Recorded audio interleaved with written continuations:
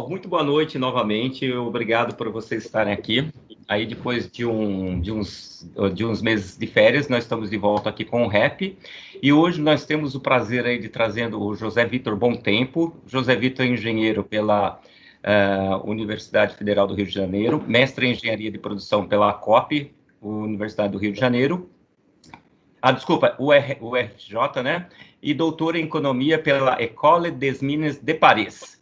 O Zé Vitor, a gente já conhece ele há um longo tempo, né? Já tem feito alguns trabalhos para a gente já fez algumas parcerias no passado, e ele tem especialidade aí em bioeconomia, trabalha também, acho que eu posso até contar aqui também, já trabalhou conosco em reciclagem, roadmap, processos químicos e bioquímicos, né?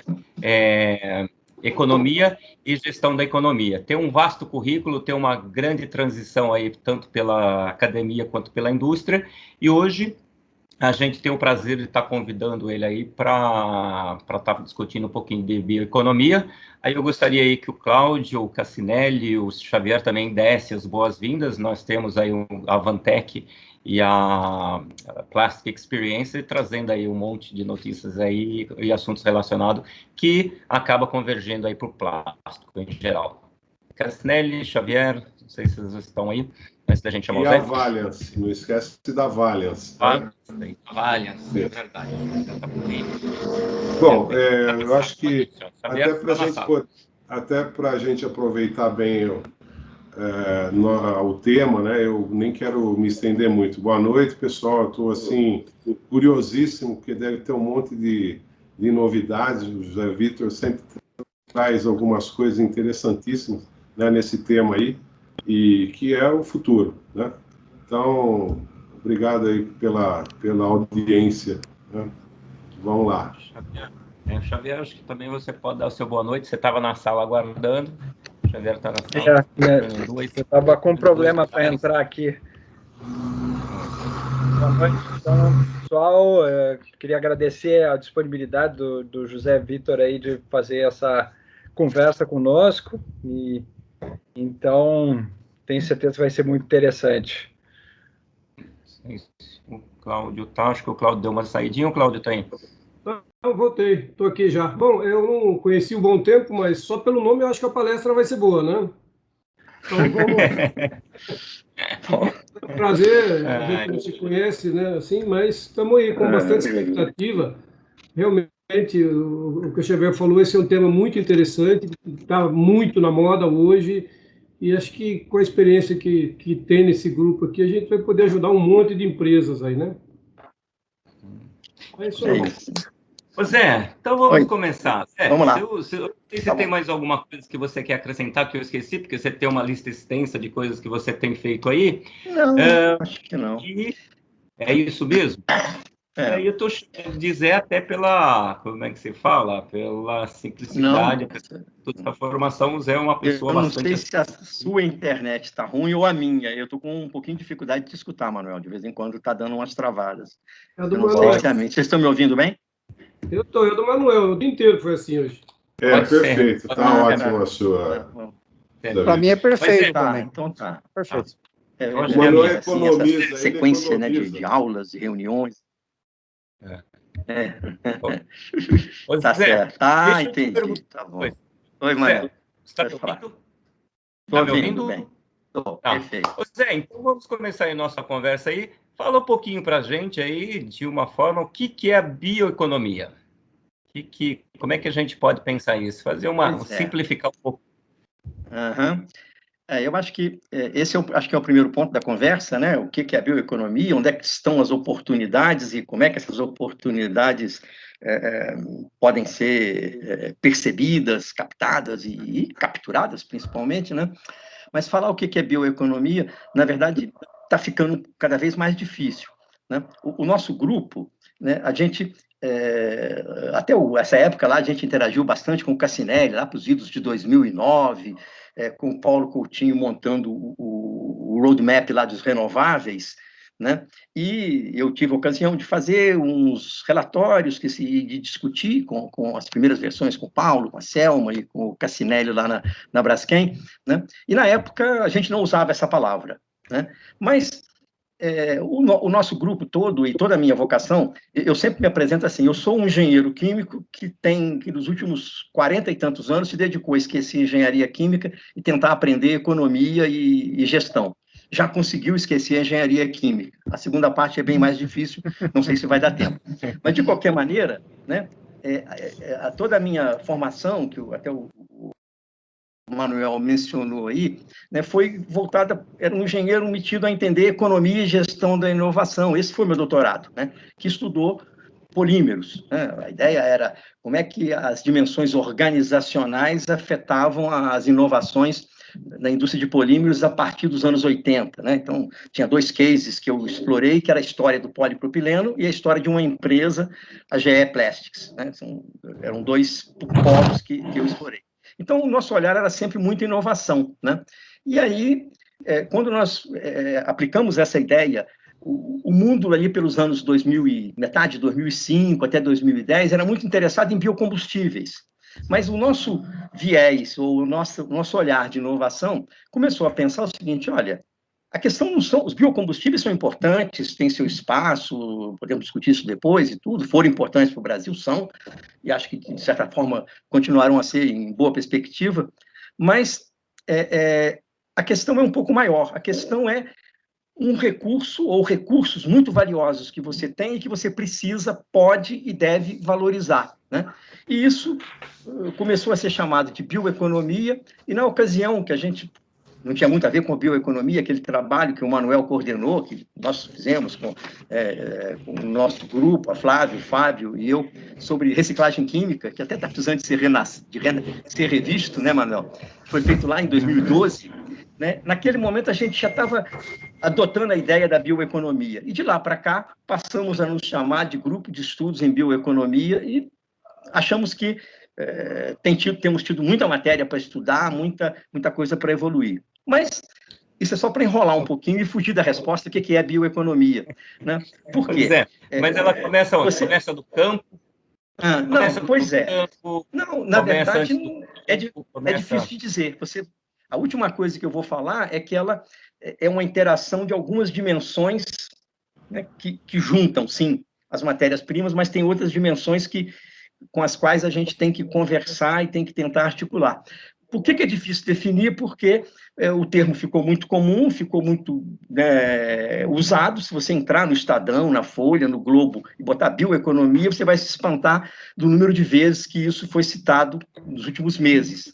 Mas se você olhar isso 4, 5 anos atrás, não tem referência. Então, isso dificulta. Mas eu vou caminhar por uma definição que é derivada da definição europeia para tentar arrumar o meio de campo para a gente continuar conversando. Olha, a primeira coisa, né, é que você está interessado, né, na produção e utilização de recursos biológicos renováveis. Então, a própria produção é importante. Mas essa utilização, né, ela envolve, né, o tratamento e a conversão desses recursos, né, tomando cuidado para tratar e converter também os próprios resíduos desses processos, né, em produtos de valor, que vão de bioenergia, de bioquímicos, biomateriais, e que chegam até, hoje em dia está super na moda, os alimentos, os novos alimentos que derivam desse processo, tanto para uso humano como para uso animal. Então, eu acho que a gente podia pensar que tem 5 pontos assim que são bem chave nisso, né? Os recursos biológicos renováveis, a produção e a utilização deles, né? O tratamento e conversão desses recursos, tá? O tratamento e a conversão dos rejeitos e resíduos desses processos e a obtenção de produtos. Aí vai ter gente que vai falar, não, mas tem também serviços ecossistêmicos. Você vê que a definição nunca vai agradar todo mundo, né? Produtos de valor, né? E isso tem que ser feito de 2 maneiras muito fáceis, com 2 desafios muito pequenininhos, de forma inovadora, né? Porque não é plantar a batata, ou a soja, ou o milho, como eu sempre plantei e sempre utilizei. Tem que ter um conteúdo inevitável de inovação, né? E a outra coisa, o outro desafio fácil, é de ser sustentável, né?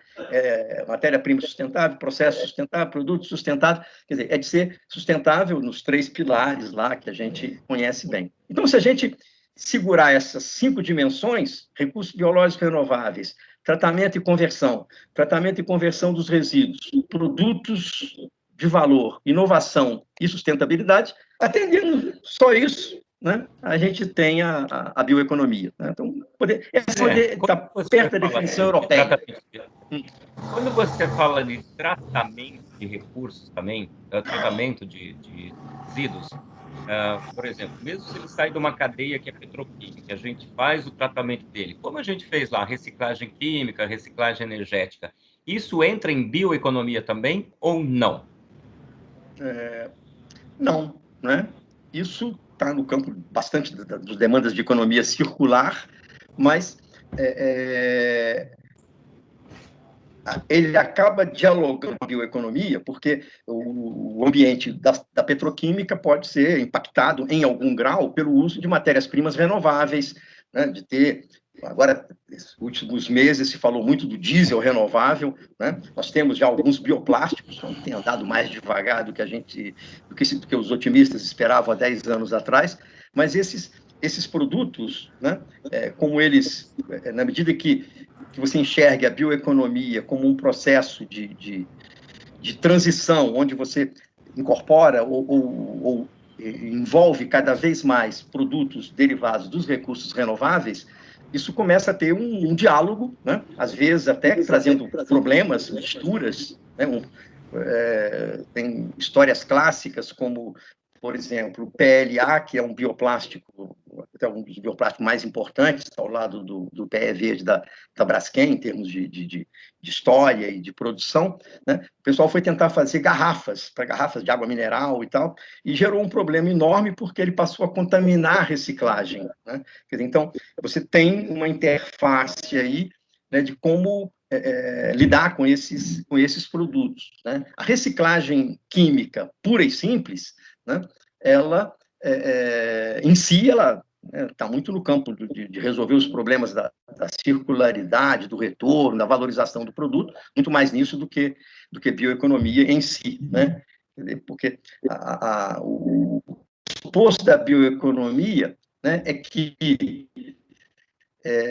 a produção material, né, ela passa a ter uma relação muito forte com a produção natural, com a natureza, né? Essa que é a inversão que a bioeconomia gostaria de... Isso é uma longa trajetória ainda, né, de décadas e décadas pela frente, que ela gostaria de trazer, né? Quer dizer, de reduzir, né, ou de aumentar o uso desses recursos, atendidos aqueles requisitos ali todos, como a gente viu, muito fáceis de serem atingidos. Né? E aí agora, a gente pensando em oportunidades, né? O que existe de oportunidades aí para o Brasil, para as empresas, mesmo para o pessoal no setor plástico, né? O que a bioeconomia vai estar disponibilizando e quais as oportunidades que a gente tem que estar aproveitando? É interessante que o conjunto de oportunidades, embora, como eu já disse, até por diversas razões, de preço de petróleo, de políticas ambientais que não deslancharam, a gente talvez esteja agora no nascimento da taxa carbono de uma maneira um pouco mais consequente e tudo. Nos últimos 10 anos, essas coisas até tornaram mais lentos alguns processos que a gente, né, lá no tempo lá do roadmap lá dos renováveis, achava que ia ser muito mais rápido, muito mais fácil. Mas acho que as oportunidades, né, elas são bastante amplas. Elas começam até no mais clássico, que é a bioenergia, né? A Agência Internacional de Energia, ela tem um roadmap que foi feito em 2017, muito bom, muito interessante, e quer dizer assim, olha, eletrifiquem à vontade, mas para eu garantir lá os 2 graus de diferença em 2060, em relação ao aumento de temperatura, eu vou precisar de 10 vezes mais biocombustíveis do que eu tinha em 2015.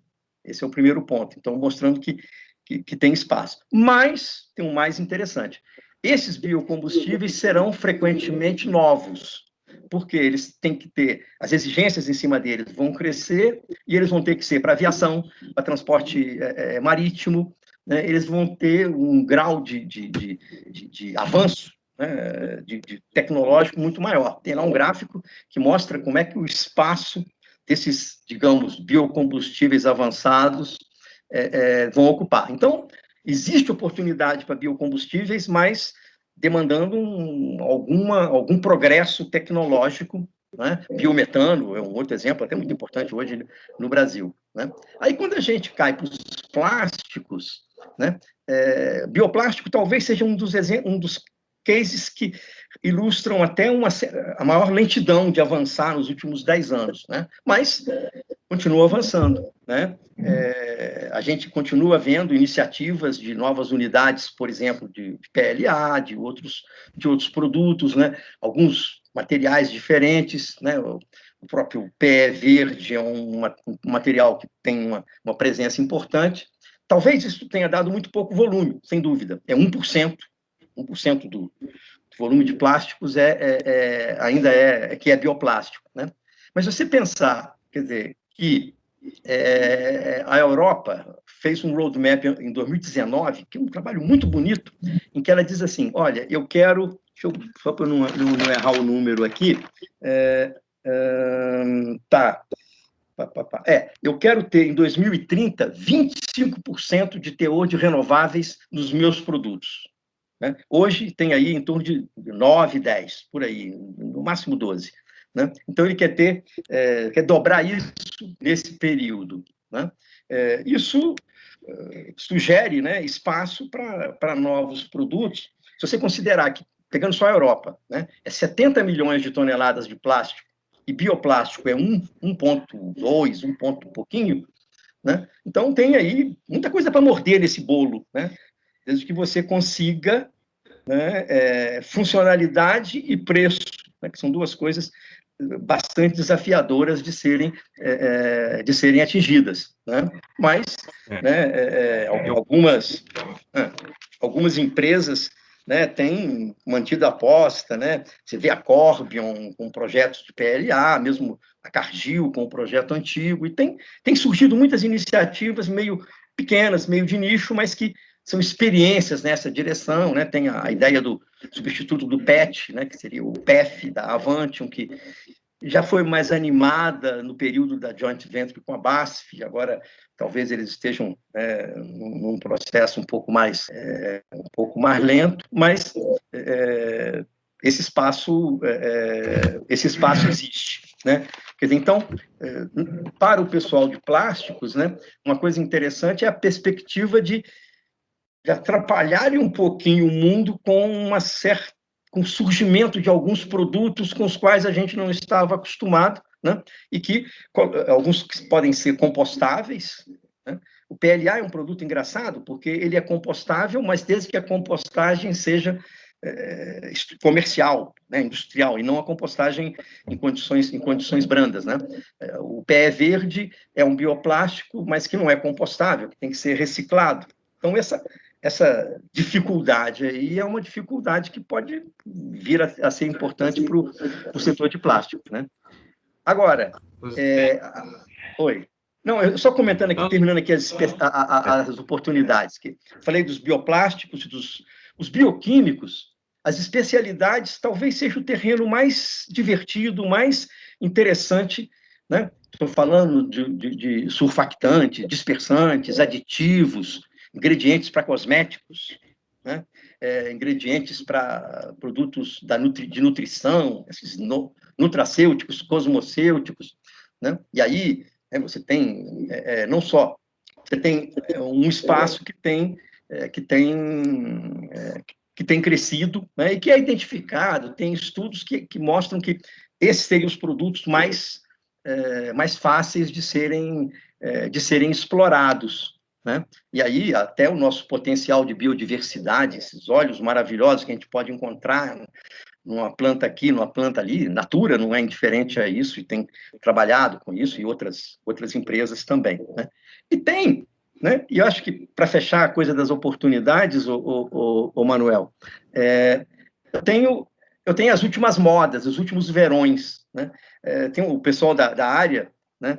Toda a área nova, que recebe muita atenção de mídia, muita startup, muito venture capital, como foi principalmente há 10 anos atrás, e agora talvez até renasça também. Então, você tem aquele hype, né? Aquele momento assim de grandes novidades, né? E a gente brinca que tem sempre o verão, assim como tem o verão, esse nosso não foi muito animado, né? Mas tem a moda do verão, você tem o verão na bioeconomia. E os 2 últimos verões foram muito interessantes.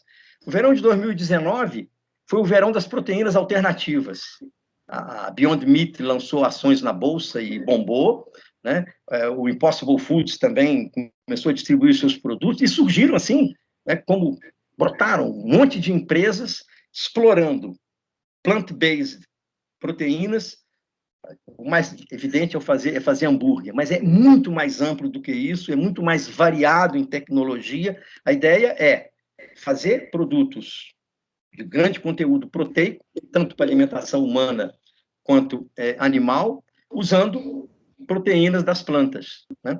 Tem um estudo de 2019 da Barclay que diz que esse segmento pode pegar 10% do mercado em 2030, e esse mercado é 1,4 trilhões de dólares. Então, esse é um setor bastante interessante. E tem o verão de 2020, né, em plena pandemia, e que é uma certa volta a produtos antigos, né, a biocombustíveis como diesel renovável, que teve de refinaria, dizendo que vai se converter em diesel renovável e mudar o modelo da refinaria de petróleo, conciliando, né, até a Shell vai fechar uma porção e algumas vão ficar misturando química com a base renovável. Foi um movimento muito interessante, né? Foi também o verão do biohidrogênio. Semana passada começaram a falar do biohidrogênio a partir do etanol, mas o hidrogênio de 10 em 10 anos falam nele, né? Mas, bom, de novo, e o próprio CO2, né? Talvez o CO2 hoje seja uma matéria-prima, né? Para ser, não só para ser enterrado está difícil, mas para convertê-lo em combustível de aviação, por exemplo, usando o hidrogênio barato que eu posso conseguir com as energias renováveis, tipo solar, eólica, que tendem a ficar abundantes e baratas. Então, quer dizer, essas oportunidades, elas têm se renovado, né, na verdade, né? E é curioso como, né, o biocombustível que ficou com aquela impressão lá, quando passamos os anos 2000, antes de 2010, bom, está vencido, é meio passado, é meio água parada. No momento, não, né? No momento, você tem um conjunto de iniciativas muito interessantes e que, inclusive, não só mexem com oportunidades, como mexem muito com a reorganização dos setores, dos negócios, que é um ponto que lá na frente eu vou chamar a atenção. Eu acho que eram essas oportunidades, assim, num desfile rápido, que eu podia, assim, lançar como provocação para vocês. Bom, Zé, acho que a gente já fez uma introdução. O Cassinelli já está querendo fazer perguntas lá também, já me mandou umas 5 perguntas aqui, eu não sei se é dele ou se é de alguém, então eu vou pedir que ele faça corretamente a pergunta para você. Mas antes você fez uma provocação aí, que é o seguinte, você estava falando do CO2, né? O CO2, se eu tiver energia barata, eu tenho hidrogênio, eu consigo reconstituir moléculas a partir do CO2. E a gente acaba resolvendo 2 problemas, né? Diminuir o CO2 e voltar novamente, você fazer uma circularidade com o CO2. É isso? Muito interessante. Sim, tem uns projetinhos. Sim, certamente caro, mas tem uns projetinhos malucos, entre aspas, de fazer combustível de avião. Os alemães têm uma ideia dessa, isso está em piloto, pelo menos. Talvez até um pouquinho mais, mas está em piloto. Fazer combustível de aviação, né, que a gente chama do Sustainable SAF, Fuel, a partir de CO2 e hidrogênio, né, inclusive capturando... Tem umas 2 ou 3 empresas bem alavancadas, startups, que estão trabalhando em capturar hidrogênio, CO2, capturar CO2 do ar, né?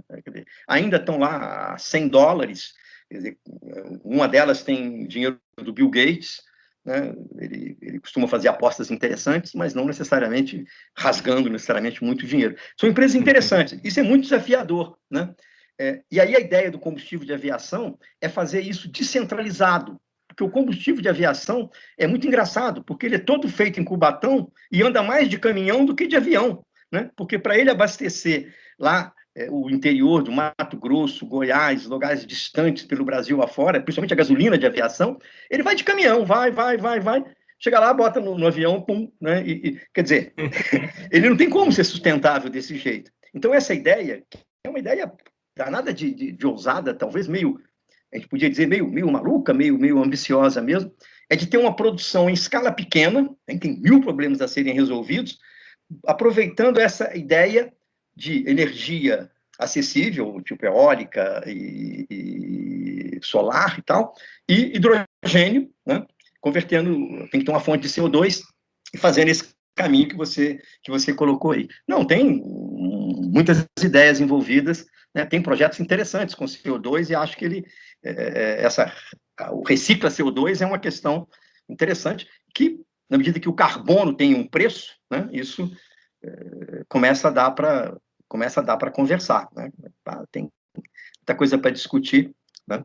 Mas é isso. Bom, posso fazer uma pergunta? À vontade. Bom, cada vez, a questão do CO2, o Brasil também é privilegiadíssimo, né? Porque o que nós produzimos de CO2 em Dorna, 100%, né? De pureza, sim, se tiver uma forma barata... nada com ele. Exato, né? Então é o modelo de biorefinaria perfeito, né? Você teria a energia pode ser solar ou pode ser do próprio bagaço, CO2, né? E hidrogênio, né? Então é isso. Agora, Zé, você sempre me convenceu, né, que a química do petróleo é uma química transitória quando a gente fala em renovável, né? Porque você vê, polietileno verde é um negócio que você joga muita massa fora. Você pode explicar para o pessoal aí isso daí? Tá bom. Interessante o ponto, né? Eu me lembro que lá em Araraquara, que a gente estava num evento, que você fez a apresentação e eu também, aí quando você fez as contas do etileno verde, né? Eu falei, pô, mas não vai dar, né? Quer dizer, o que é o polietileno verde, né? Ele tem um grande argumento de venda, que ele é igualzinho ao polietileno vindo da nafta, do gás natural, o que é muito bom para mim, se eu sou a Natura, se eu sou a Johnson & Johnson, se eu sou um end user, um brand owner, porque não vai me dar aborrecimento, vai transformar nas mesmas máquinas, vai reciclar, vai se destinar do mesmo jeito, né? Mas ele é feito, quer dizer, com uma tentativa de fazer a biomassa imitar o petróleo, né? O que é a biomassa imitar o petróleo? O petróleo, né, nós sabemos, o petróleo e o gás natural são hidrocarbonetos, quer dizer, são moléculas que têm carbono e hidrogênio apenas. E nós aprendemos a fazer essa química a partir do petróleo e do gás natural, a partir dos monômeros. É um jogo de dados, de Lego, né? Nós pegamos o hidrocarboneto, fazemos uma dúzia de pecinhas, uma é o eteno, a outra é o propeno e mais algumas outras, e montando essas pecinhas, juntando, né? A mais simples dela, aquela pecinha que ocupa a caixa inteira de Lego, é o próprio eteno, que se a gente juntar, né, polimerizar, a gente tem o polietileno, né? Bom, então, para a gente obrigar o açúcar a fazer isso, né, nós pegamos uma molécula de açúcar, né, sacarose, por exemplo, que sai lá na cana, que ela tem carbono, hidrogênio e um monte de oxigênio. C12, H12, como é que é? C12, H12, C12, H24, O12. Né? Então, está cheio de oxigênio. Né? Então, a gente, em vez de respeitar ou explorar isso que a natureza, né, lindamente nos deu com a fotossíntese, que é uma bela molécula de sacarose, nós, primeiro, damos uma paulada nessa molécula de sacarose, transformamos em etanol, que é um negocinho com 2 carbonos, 1 oxigênio. Né? Aí, já geramos um monte de CO2 que foi liberado e que as usinas, com regra geral, perdem, e o Cassinelli muito bem estava mostrando que era uma oportunidade muito interessante. E aí, esse etanol, né, para nós fazermos o polietileno, nós pegamos esse etanol, tiramos água dele, né, então, etanol menos água dá eteno. Então, tiramos água, e aí, perdendo toda a funcionalidade, perdendo todos os oxigênios, que com todo o processo natural, né, foi gerado lá na sacarose, lá no açúcar, isso vale para qualquer biomassa que é muito funcionalizada, tem carbono, hidrogênio, oxigênio e outras coisas, aí nós reproduzimos o eteno. Então, nós temos uma perda de massa, se nós sairmos do açúcar enorme, mas mesmo que a gente saia do próprio etanol, né, a gente tem uma perda de massa muito grande, né? Então, isso gera uma limitação, né, muito grande para você pensar em fazer os mesmos produtos a partir da biomassa, né? Se eu pegasse o açúcar e, por um processo de biotecnologia, né, fosse lá direto num polímero, por exemplo, né, por uma transformação de biotecnologia, o que teoricamente é possível, né, eu estaria aproveitando a funcionalidade dessa biomassa. É interessante, não sei se ficou claro, mas é interessante que os pesquisadores, os químicos, no começo, quando se começou a falar muito, ali, anos 90 e tantos, comecinho dos anos 2000, você tinha pesquisador que dizia assim, não, sabe por que é difícil trabalhar com biomassa? Porque a gente tem que desfuncionalizar para depois funcionalizar. Quer dizer, a cabeça de petróleo, né? Ele tinha que retransformar aquela biomassa multifuncionalizada, toda rica, toda cheia de grupos funcionais, quebrar aquilo tudo, chegar na pecinha de Lego e aí fazer os produtos, né? Rapidamente a gente percebeu, peraí, assim não vai dar, porque a gente vai ter um coeficiente de conversão, né, do eteno para polietileno é sensacional, mas do etanol para o eteno, você tem uma perda de massa enorme, né? Quer dizer, isso gera uma limitação que vai valer para o propeno feito a partir desse caminho, né, e uma série de outros produtos, né?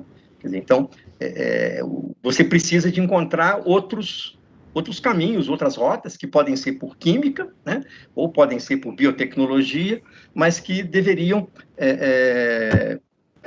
aproveitar essa funcionalidade, inclusive, aproveitar a massa. Se você tem, né, todo mundo vai entender facilmente, você tem uma enorme perda de massa num processo, você tem, quer dizer, você tem maus resultados, né? Você tem uma taxa de conversão da matéria-prima inicial muito baixa. É fazer o que o papel faz, né, Zé? O papel aproveita a celulose, né? Mas queima a lignina, que é um recurso, embora exista um dito, né, um dito popular, que com lignina é possível fazer tudo, menos dinheiro, o pessoal está tentando fazer dinheiro com lignina. Lignina é maravilhoso, é uma molécula, são moléculas diferentes, e é tão maravilhosa que cada uma é de um jeito, né? Toda funcionalizada, dá para fazer aromáticos, mas bom, tá aí o desafio, né? Como é que faz, né? O pessoal já está fazendo antioxidantes, né? Inclusive para plástico usando lignina. O grande problema é que a lignina no Brasil tem cor e tem cheiro, né? Pois é, não, é cheio de dificuldade. Não sabia essa dificuldade adicional aí. Né? O problema como é que se fala assim, a oportunidade para desenvolver tecnologia. Acho que tem uma pergunta do Sérgio Carvalho. Você está com o microfone fechado, Sérgio? Sim, boa noite para vocês, tudo bem? Oi, peraí. Eu gostaria de voltar um pouco à questão do aproveitamento de CO2, que é um negócio que está em pauta muito essa semana, uma discussão internacional aqui sobre esse uso do CO2, onde eu entrei, Luiz Cláudio, exatamente com esse problema nosso da emissão de CO2 das dornas da nossa indústria sucroalcooleira, que é uma matéria-prima que hoje é o do mais fácil de ser capturado. Porque tanto a captura direta do carbono, que está sendo desenvolvida, está sendo muito difícil, porque ela gasta mais energia, emite muito mais do que captura. Tá? Então, ela está sendo muito problemática. E nós temos, né, bom tempo, a grande captura que a natureza inventou há 4 milhões de anos, que é a captura biológica, a fotossíntese. Tá? Quer dizer, essa é a grande massa que pode recuperar CO2. A gente fez uma conta rapidamente e viu que ela também pode não ser não é uma solução, não é uma é uma solução, mas não é não dá. A gente fez uma conta mais ou menos, tipo, se você plantasse 10% de árvores no mundo todo, a gente pegou lá, o mundo tem 150 milhões de quilômetros quadrados, uma árvore absorve mais ou menos 20 mil toneladas de CO2 por quilômetro quadrado, você faz a continha, você vai ver que você plantar 10% da superfície da Terra, você vai conseguir capturar aí 300 gigatoneladas de CO2. Nós já temos na atmosfera 3 mil. Tá? Nós precisamos ter hoje 2.172 para ter esse valor que o Pacto do Clima quer, de 1,5 graus. Para ter isso, nós precisamos ter 2.172. Ou seja, nós temos uma diferença aí de 458, que mesmo plantando 10% do planeta não seria suficiente. Então, essa é uma conta rápida de engenheiro. Né? Então, demonstra que o BCC, a Inglaterra, para vocês terem uma ideia, demorou 100 anos para reflorestar 8% do seu território. Demorou 100 anos. Então, o BCC é uma das alternativas. E o DAC é a pior delas, porque ela consome uma grande quantidade de energia. O pessoal vem falando muito desse DAC. Né? O problema, então, eu sempre coloco o seguinte, bom tempo, o problema não é a captura do CO2, o problema é o que fazer com ele. Sim. Porque o CO2 é uma molécula a mais estável da natureza. É verdade. Então, você tem que praticar a termodinâmica reversa. Isso. É ingrato. Então, praticar a termodinâmica reversa é possível. Não é impossível, não. Só que os pênaltis são enormes. Então, o pessoal fica nós estamos nesse ópio de tentar tirar o CO2 da atmosfera e estamos esquecendo de fazer as contas. E estamos esquecendo a termodinâmica. Meus senhores, CO2 é o último estágio do carbono. Termodinamicamente é impossível revertê-la a combustível de novo. Que você faça os jet fuels que você está falando, a gente pode fazer. Nós vamos queimar, vai gerar CO2 de novo. Então, nos parece que o nosso problema é grande, né? Nosso problema é grande, e eu acho que passa necessariamente para que a gente possa reduzir a emissão de CO2. Nós temos que acabar com esses 45 gigatons que a gente emite todo ano. E isso só tem uma maneira, tem que reduzir a fonte fóssil. Fisicamente, meus amigos, está impossível. Nós acabamos de fazer essa conta essa semana, os canadenses, eu e os ingleses. Nós acabamos de fazer essa conta, depois eu mando para vocês. Está fresquinho isso. É impossível nós chegarmos em 2050 ou 2060 com 0 emissões. Para isso, nós tínhamos que começar amanhã a fazer 1.500 unidades solares. Uma unidade nuclear a cada dia. Então, não há capacidade física nem financeira da gente chegar a 0 em 2050. E agora? Então, os números estão na mesa. Os números estão na mesa. Tá? É isso. É um grande desafio. Se puder passar para a gente depois, porque assim... eu passo para vocês sim. A gente demonstra isso claramente. E nós, engenheiros, gostamos das contas, né? Nós adoramos contas, né? E as decisões baseadas em números. Político não gosta disso. Né? Político gosta exatamente do contrário. A ciência gosta da verdade. Tá? E os políticos gostam da verdade, gostam de contar o que eles vão ser eleitos. Então, não necessariamente da verdade. Então, há um conflito entre nós exatamente nessa interface, né? De que nós queremos a verdade e eles querem a verdade que o povo, os eleitores dele, querem ouvir. Então, existe um conflito nosso.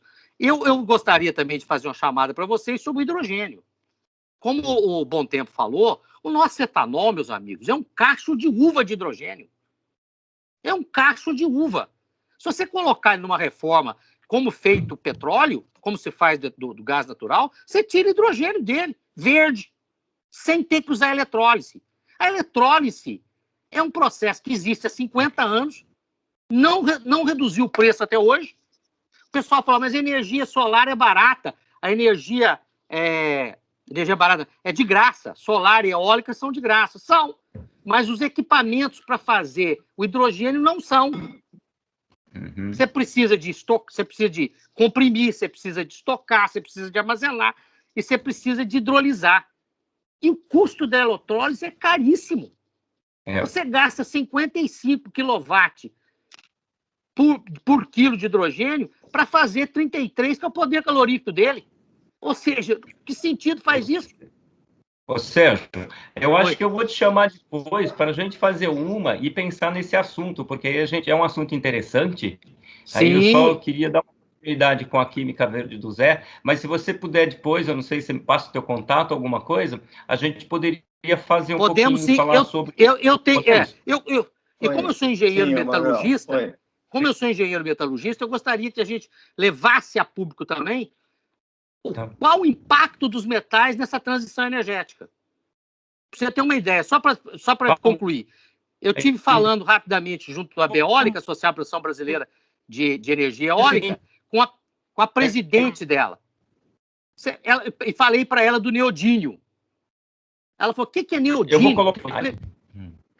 Pode falar. Falei, minha senhora, neodímio, sem ela não tem eólica.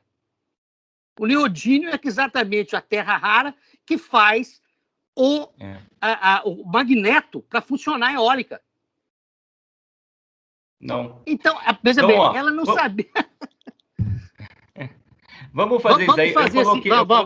Eu coloquei meu telefone ali, e aí eu vou fazer assim. O Cassinelli, acho que tinha mais uma pergunta para o Zé também, não tinha, Cassinelli? Eu já coloquei meu telefone ali, viu, Sérgio? Onde que está seu telefone? Coloquei no chat. Onde que eu vejo no chat? Eu não consigo ver.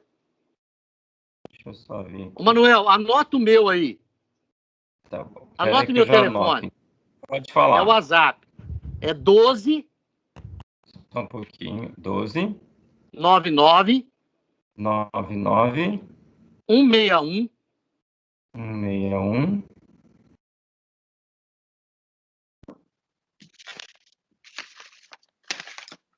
Pode falar. Caiu? Não, acho que ele ficou mudo. Ficou mudo. Ele ficou mudo. Uhum. Desculpe interrompê-los aí, então, bom tempo. Desculpe aí, só para fazer uma historinha com CO2 e com hidrogênio, sabe? Tá certo. Não. Okay. Tá bom, então, Sérgio. Aí eu te procuro. O Cassinelli, acho que tinha mais uma perguntinha pro... Eu acho que o Cassinelli caiu, Manuel. O Cassinelli caiu? Não.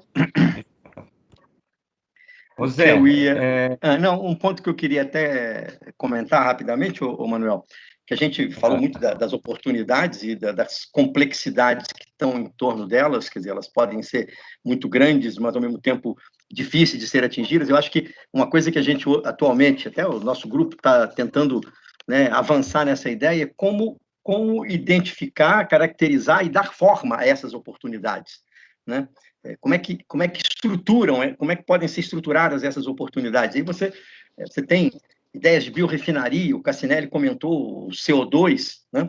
Quer dizer, uma usina de açúcar e etanol, né? Ela, aproveitando o CO2, aproveitando a vinhaça com biogás, integrando esses processos, é uma ideia de biorefinaria que pode avançar, mas outros produtos talvez se organizem de uma maneira diferente, sejam produtos que têm uma produção, digamos, dedicada e não um site tipo biorefinaria com diversos processos, às vezes até diversas empresas, né? Então tem aí um problema que a gente acha que é muito interessante, que é isso, como entender e dar forma a essas oportunidades para que, inclusive, as empresas possam abordá-las, tentar alcançá-las, ver o que tem que desenvolver, o que tem que investir, né? Essa é uma questão que tem nos interessado bastante, né? E aí você vê, né, uma oportunidade num recurso como o babaçu, aproveitando aí a presença do Edmond, né, e outros recursos, digamos, da biodiversidade, ela é muito diferente das oportunidades que vão derivar da cana, da soja, do milho, da floresta plantada, né? Então, essa caracterização, a identificação e a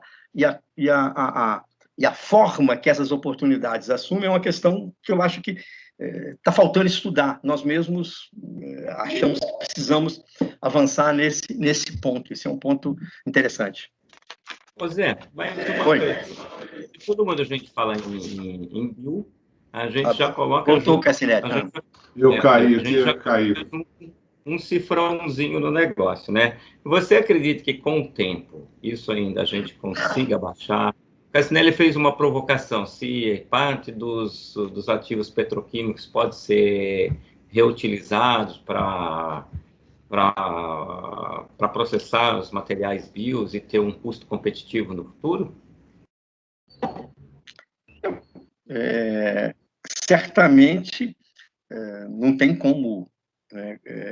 Pode ser que você consiga fazer proteínas alternativas, especialidades, né, mais facilmente, com certeza, porque provavelmente a relação do custo-preço é naturalmente mais favorável, mas, né, por mais que você tenha que fazer combustível de aviação, né, e isso é um imperativo, né, por mais que você tenha que ter combustíveis avançados e com menor teor de emissão, etc., isso, obviamente, tem uma restrição custo e preço, né? Eu acho que a gente tem um processo que o Luiz Sérgio estava comentando, que tem grandes complexidades, grandes desafios técnicos, né, que nem sempre são percebidos, né, mas que vão sendo colocados, né? Até agora, né, a gente teve, por exemplo, tirando para biocombustível, né, etanol, biodiesel e mesmo isso até nos outros países do mundo, onde a gente tem uma política de demanda, para os demais produtos, né, a gente só tem política de oferta, de financiamento para fazer a planta, financiamento para desenvolver tecnologia. Isso, inclusive, mesmo Europa, Estados Unidos, né, Estados Unidos até tem alguma politicazinha de demanda interessante, mas Europa, isso é um debate, quer dizer, porque como é que você cria demanda para esse produto? E essa demanda é complexo, né? Envolve uma série de stakeholders, inclusive lá o consumidor, né? Então, teria mecanismos de incentivo e de adoção desses produtos, né, que vão... Porque a gente cai muito no ovo e galinha, né? O produto não baixa de preço porque não tem escala de produção. Não tem escala de produção porque não tem demanda, né, para aumentar essa escala de produção. Então, tem um certo nó nos produtos, né? Tirando os produtos, um óleo que vai entrar num cosmético. Isso tem muito menos problema, isso praticamente não tem problema, né? Mas, numa gama grande de produto, nós temos carências de mecanismos de criação de mercado, né? O próprio, com todas as enormes dificuldades e fracassos, o etanol 2G, né, acabou sendo produzido até agora em quantidades pequenas, mas não tem nada que valorize ele, embora ele teoricamente emita menos do que o outro em relação aos demais combustíveis, né, exceto na Califórnia, né? Então, aí na Califórnia tem lá um sistema de computação do carbono que envolve isso, né? Então, eu acho que tem desafios aí, sim, né? Mas é um processo complicado que envolve as inovações e as melhorias e as descobertas de rotas, né, mais interessantes, mais eficientes, inclusive mais baratas, e, ao mesmo tempo, um conjunto aí de políticas, né? Se você decide, né, a sociedade decide lá nas suas instâncias de decisão que nós vamos, né, ter produtos que emitem menos, porque a gente quer chegar lá na conta necessária para ter 1,5, 2, lá em 2060, né? Ô, Zé, eu até gostaria de fazer uma colocação, né? Você trabalha muito com a questão de gestão de inovação, né? O que eu senti na minha vida pregressa aí, né, durante todo o período, né, é que empresas grandes dificilmente se distanciam muito do core business, né? Então, você pode ver o que as grandes inovações, isso em todas as áreas, não é só na área química, não. Elas surgem de empresas, startups, que não tinham como emergir se não fizesse um negócio totalmente revolucionário, né? Então, é caso de vida ou morte. Eu considero isso o estresse criativo, né? Por exemplo, a Braskem fez um investimento e produziu e até certificou o propeno verde, né? Você deve saber disso, né? Ela tem o carimbo lá da empresa da Flórida, dizendo que o produto é 100% renovável. Só que o custo, né, e o risco enorme, é muito alto, né? Outra coisa que nós certificamos foi o PEF verde, porque mesmo lá a empresa que era sócia da BASF, Avantium. a Avantium não era 100% renovável, né? Me parece que tinha uma parte que não era renovável. Então, eu vejo a grande dificuldade de você fazer uma renovação. Você vê, o último plástico que surgiu, né? Assim, foi 30 anos atrás. Você não teve grandes mudanças. Surgiu o PLA, mas o volume é pequeno. Surgiu o PBS agora, que também o volume é minúsculo, né? Então, eu vejo uma grande dificuldade aí. Exato. Pessoal, se alguém tiver pergunta, fique à vontade. A gente daqui a pouquinho também vai encerrar.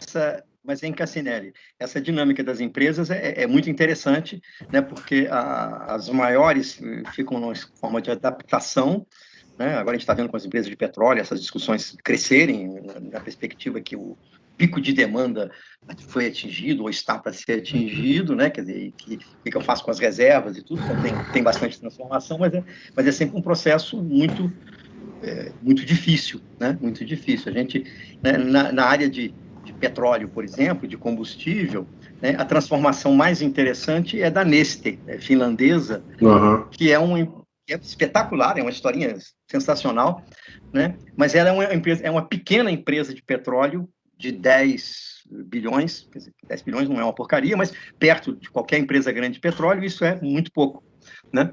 E que tem uma transformação para os renováveis muito interessante, né? E agora com o advento aí do diesel renovável, é uma atividade que ela já vinha avançando nisso há 10 anos ou um pouco mais. É um case muito interessante numa empresa que a gente pode falar de média, de bem tradicional e tal, né? Tem algumas empresas ainda finlandesas, talvez a novidade seja sempre vindo da Finlândia, no papel de celulose, né, como a Stora, tem mais uma outra que eu esqueci o nome agora, que a gente percebe um processo de transformação mais interessante, né? Talvez a DSM seja um case que é, né, complexo, mas se você olhasse a DSM lá, petroquímica, fazendo minerais e tudo, e ela hoje tem uma transformação ao longo do tempo bastante interessante. Mas esse é um problema bem difícil para as grandes empresas, né? Mas tem uma hora que elas... um problema que a gente começa a ler e entender, né, é o que eu chamo de risco do negócio, né? Por exemplo, quem trabalha nos recursos fósseis tem... Se essa discussão toda das emissões, se essa discussão toda da mudança climática se mantém, e eu acho que não tem como não se manter, você começa a ter um risco do negócio muito importante. E aí, essa não é por nada, não é por ser bonzinho, não é por nada, eu tenho uma pressão, né, que tem começado a vir dos financiadores, né, alguns fundos de investimento, tem questionados, tem tido... né, tem um movimento interessante aí que tem cutucado nas grandes empresas. O alcance disso, não sei, mas eu acho que é interessante a observar. Tá. Acho que tinha uma moça que estava Rosa, estava com a mão levantada, acho que a Rosa desistiu da pergunta. Pode perguntar, Rosa, não sei se ela está aqui ainda. Obrigada. Obrigada pelo convite, pela lembrança, Zé Vitor. Em linhas gerais, qual o desafio da bioeconomia na Amazônia? Oi, Rosa. Pois é, né, a gente já conversou um pouquinho, né, sobre isso. Eu acho que ele é em qualquer local, seja em São Paulo, seja na Amazônia, né, uma bioeconomia moderna, inovadora e sustentável tem um desafio de estruturação, né, muito, muito grande. Né? Um desafio de combinar matéria-prima, tecnologia, produto e um modelo de negócio que, ao mesmo tempo que é rentável, ao mesmo tempo que paga, né, mantém as condições de sustentabilidade social, ambiental e econômica, né, por suposto. Né? Eu acho que na Amazônia, né, a particularidade, né, é que a própria, quer dizer, é que a gente tem talvez ecossistemas e cadeias, né, ainda muito muito embrionárias, né? Quer dizer, o grau né, a gente andou conversando, por exemplo, né, vamos ficar no exemplo aí, aproveitar o Baruch, se ele quiser contar um pouco como é que é. Né? Então, está lá o babaçu, né? Mas então, os desafios, né?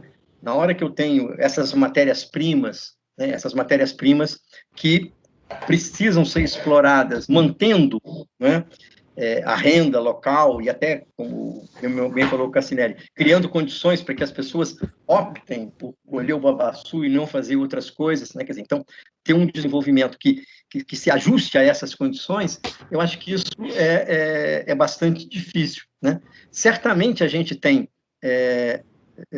talvez, não sei, eu fico com medo de falar uma coisa dessa, né, e talvez não tenha conhecimento ainda do problema a esse ponto, né? Mas talvez a questão tecnológica em si não seja a maior dificuldade. A dificuldade vai ser estruturar uma oferta de suprimento de matéria-prima, gerando e pensar em produtos que estabilizem esse tipo de negócio.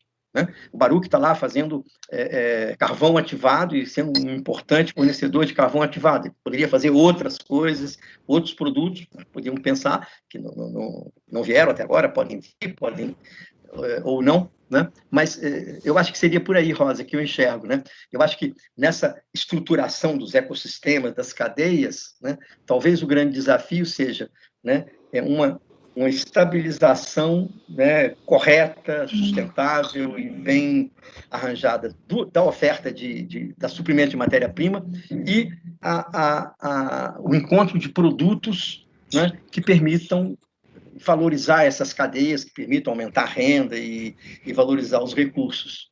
Né? Quer dizer, tem uma dificuldade adicional, que é a diversidade, né? Quer dizer, então, essa diversidade dos recursos é muito, muito complicada. A mesma planta num lugar e no outro, segundo me explicaram, tem diferenças, mas eu diria que é isso. Né? Eu acho que está mais nessa ponta da matéria-prima e do modelo de negócio que viabilize os produtos, e eu arriscaria dizer, não tanto em enormes tecnologias. Né? Bom, um caso ou outro, assim, claro que sempre vai ter desafio nessa linha. Eu enxergo assim. Mas acho que é um assunto que a gente tem que aprender, que a gente tem que analisar, estudar, porque eu acho que é fascinante, porque tem uma quantidade de recursos, né? A gente estava falando em cima do babaçu, né? Você pode falar do açaí, das castanhas, do cupuaçu, de não sei mais o quê, quer dizer, tudo isso é recurso que tem potencial de valorização sustentável, né? Por definição, tem que ser muito, muito interessante. Bom, Zé Luiz? Umas duas perguntas, acho que você quer fazer mais uma. Alô, Zé Luiz? Posso falar? Quem quer falar? Oi, Zé Luiz, o Baruch, eu posso dar uma palhinha aqui. Então, Zé, na realidade, eu acho que aqui, a pergunta da colega aí é bem interessante, e a sua resposta foi bastante embasada, porque, na realidade, Zé, a grande digamos, o grande desafio é você, de fato, desenvolver uma cadeia de suprimento, e nessa cadeia de suprimento você ter uma logística que seja social e econômica e ambientalmente viável, né? Então, na medida que você identifica culturas nativas como babaçu, macaúba, açaí, buriti, seja lá qual for, e consegue, primeiro, ter uma tecnologia que seja viável e, logicamente, ter demanda para essa tecnologia, para essa industrialização. Mas isso, como você mesmo citou, Zé, Vitor, é a parte, talvez, não mais fácil, mas talvez seria a parte mais consagrada, vamos falar assim, né? Você implantar um modelo de uma indústria química, uma indústria bioquímica, uma indústria de biotecnologia e a demanda do mercado para perfazer a economia circular. Mas o grande desafio, de fato, é você conseguir viabilizar economicamente, manter aquela floresta nativa, muito provavelmente consorciada a uma fruticultura, ou consorciada até uma própria pastagem, se for o caso, desde que você mantenha o espaçamento, enfim, da floresta de maneira econômica e ambientalmente corretos, né? Eu acredito, Zé Vitor, que, de fato, a bioeconomia estaria tendo um grande sucesso na região amazônica, respeitado esse preceito principal de trazer uma escala viável, econômica de coleta, uma logística também economicamente viável e, sobretudo, mantendo uma conservação sustentável, onde você possa, eventualmente, ter algum tipo de consórcio, alguma outra cultura que possa ser cultivada de maneira harmoniosa com a floresta. Aí, com isso, sim, você consegue manter o extrativista, o trabalhador rural, as famílias agroextrativistas, de fato, tomando conta da floresta, porque naquele modelo existe, de fato, a tradição dessas famílias, juntamente com o interesse da indústria na constituição dessa cadeia de suprimento. Ok? Legal. Não, legal. Mas, o Edmond, a pergunta anterior da Rosa, a Rosa do Instituto, pode falar, né, Rosa? Tecnológico Vale, Belém. Eu acho que ela ia gostar muito de conhecer e conversar mais com você pela sua experiência aí no ramo, né? Depois eu vou colocar em contato, porque o instituto dela lá tem interesse nessas questões e nesses desenvolvimentos. A gente tem conversado um pouco desde o ano passado, desde algum tempo, mas muito bom o seu comentário. Perfeito. Obrigada, Zé. Obrigada. Oi, Rosa. Muito obrigada. Precisamos afinar com o Baruch essas informações. Obrigado. Com todo prazer, Rosa. Muito bom.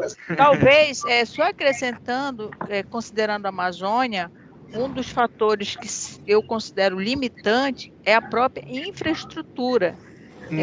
Na Amazônia, tudo é caro, tudo é muito distante, e isso, sem dúvida alguma, é um fator que precisa ser muito bem estudado. Obrigado pela resposta. Obrigado, Rosa, pela contribuição.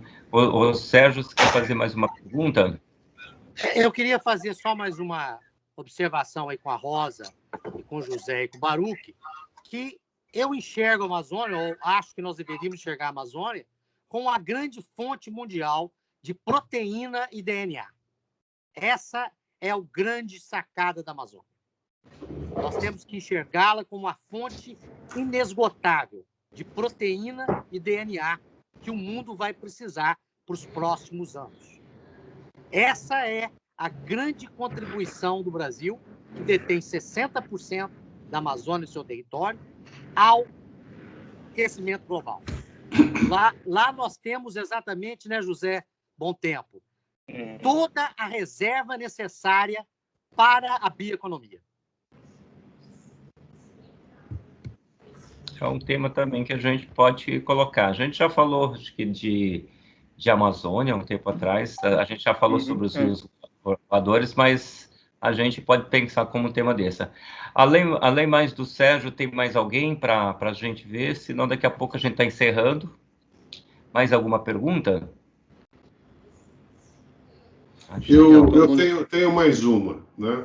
Até porque depois eu vou disponibilizar esse vídeo para o pessoal do Bioem, né? E eu tenho certeza que eles gostariam muito de saber a sua opinião sobre qual o veículo, né, que vai no futuro prevalecer no Brasil, ou quais os modelos, né?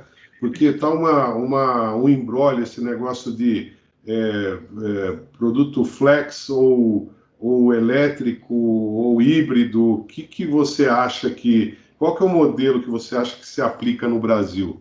Pois é. Essa é uma pergunta difícil, né? Aliás, essa vale muito.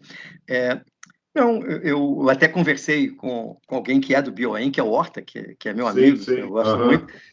Recentemente, tivemos um papo comigo e com os colegas lá do Instituto de Economia, e ele desenvolveu toda a argumentação dele, né? Pois não é fácil, né? Mas a gente, né, quando lá na crise dos anos final 70, 80, né, a gente botou os carros aqui rodando a etanol do jeito que deu para botar, né, enquanto que o resto do mundo não fez nenhuma coisa parecida, né? Quer dizer, agora tem uma outra virada, né? Talvez haja oportunidade, né? Não é, quer dizer, há precedentes, né, de você ter motorizações diferentes, né? É um pouquinho mais radical ter o elétrico e ter, né, o líquido, né? Ou nem necessariamente no líquido, né? Você podia ter a célula combustível também, se fala nisso e tal, a etanol. Pois quer dizer, eu acho que tem uma oportunidade, mas eu acho que a gente, inclusive no etanol, perdeu o terreno, né, de não ter aprimorado o próprio motor a etanol, né? Quer dizer, o flex é um motor, quer dizer, como diz o pessoal lá que eu acho um pessoal muito interessante, lá do Jaime Buarque de Holanda, lá, do INE, do Instituto Nacional de Eficiência Energética, né? Não, o flex é um motor a gasolina que quebra o galho rodando com...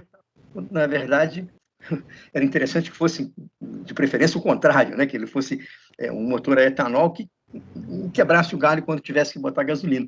Quer dizer, a gente perdeu o espaço aí de progresso, né? Quer dizer, esses programas todos ligados à indústria automobilística foram muito pouco bem-sucedidos, não foram bem-sucedidos na exigência de alguns desenvolvimentos, né? Porque a política tecnológica e de inovação é um pouco isso, né? Quer dizer, você concede algumas coisas, você concede um incentivo, você tem contrapartida, você tem compensações, né? E a compensação aí teria sido, né, a melhora o desenvolvimento tecnológico, né? Não, eu acho que faz sentido um esforço nessa direção, né? Não é fácil, né? Eu acho que a gente precisaria de equipes, de estudos, de ministérios, de associações, né, que conseguissem, um pouco no que eu estava dizendo aqui, a nossa dificuldade é muito entender uma oportunidade, identificar essa oportunidade e dar forma a ela, né? Eu acho que isso é um ponto que está muito na nossa cabeça, do nosso grupo, minha e dos meus colegas, né, de que isso é um ponto que é crucial hoje. E esse seria mais um caso, né? Quer dizer, é um caso extremamente complexo, que envolve política tecnológica, incentivos e relações com a indústria automobilística, que é sempre complicado, mas o nosso mercado não é vagabundo, né, em termos de tamanho, né? Não sei. Eu acho que seria uma aposta interessante, né? Seria uma aposta interessante, mas não sei se eu vejo quer dizer, a gente não está nos momentos muito otimistas, não, né? Eu particularmente acho, né, que talvez um modelo híbrido aí, né? Mas a dificuldade do Brasil é que de uma capacidade de produção de 5 milhões de unidades ano, nós estamos consumindo só 2 milhões e um pouquinho, né? Isso daí não ajuda a gente a ser formador de tendência, né, para as montadoras que desativaram completamente as áreas de engenharia do Brasil e levaram para fora, Sim. Né? Já foram Então, razoáveis essas áreas, muito, não foram espetaculares, mas foram razoáveis. Né? Muito, né? Bom, Não, é um desafio. Zé, É isso, Manuel. Acho que estamos encerrando. Se você quiser fazer mais algum comentário aí para a gente terminar. O assunto é grande. Acho que ainda a gente vai trazer. Eu vou te provocar para a gente falar de reciclagem aqui ainda. Acho que você conhece bastante. A gente fala assim, mas foi bom conversar com vocês. Acho que o assunto sempre provoca, né, bastante discussões, e acho que é para isso mesmo, né? Acho que e fico à disposição aí de todos vocês que estiveram aí, o contato tá feito, né? Eu estou lá no grupo, eu sempre tenho dificuldade de assistir os eventos da quinta-feira. Lamentei muitos, depois eu vi um pouquinho a gravação, principalmente o de jazz, esse foi o que eu mais, foi o do Xavier, né? Esse que eu mais lamentei ter perdido, porque, embora os demais assuntos fossem muito interessantes, mas esse foi imbatível, que eu vi um bom pedaço depois, né? Poxa, né? Anotei lá e tal, para depois ir no Spotify, vou baixar esse aqui e tal, mas pô, o Manuel e o Cassinelli são aí, companheiros aí de algumas aventuras antigas, e acho que é um prazer reencontrar não só os dois, mas e conhecer vocês todos. E, bom, vamos em frente. Vamos tocar essa agenda aí da reciclagem química. Eu até te passei lá um papelzinho colocando umas questõezinhas que eu acho que podiam ser pensadas, né? Eu acho que tem samba ali para considerar. Muitíssimo obrigado, foi um prazer. Vamos trazer essa provocação, a gente fazer uma conversa, transformar o resíduo sólido urbano em polietileno novamente. A gente pode abrir esse papo. Pode ser. Tá bom. Tá bom. Zé, ok, abraço. Muito Zé. obrigado. Boa noite, gente. Boa noite. Um abraço a todos. Sérgio, se você quiser aguardar, a gente troca o telefone. Sérgio, aguarda um pouquinho, não desliga que eu troco o telefone. Boa noite, pessoal. Boa noite, até a próxima. Até mais. Obrigado. Obrigado pelo convite. Parabéns aí pela palestra. Boa noite. Boa noite. Boa noite. Boa noite. Tchau, pessoal. Muito obrigado.